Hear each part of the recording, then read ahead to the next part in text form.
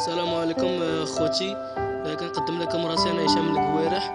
كنحكي لكم قصه ديالي مع التدخين اللي ما يمكنش الانسان انه يحيد التدخين، ولكن مع العزيمه والاراده يمكن له يحيده ويحيد الصعوبات ديالو.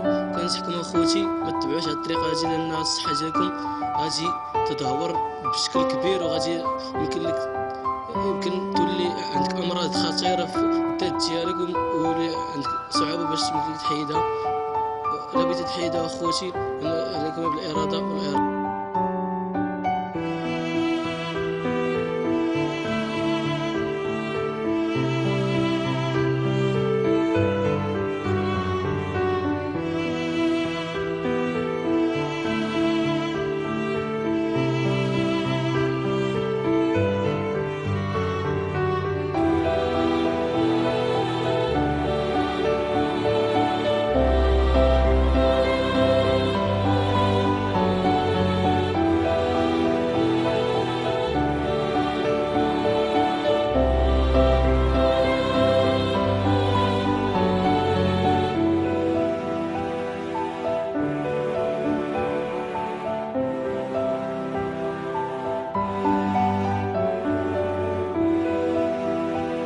كما قلت لكم الاراده هي كل شيء.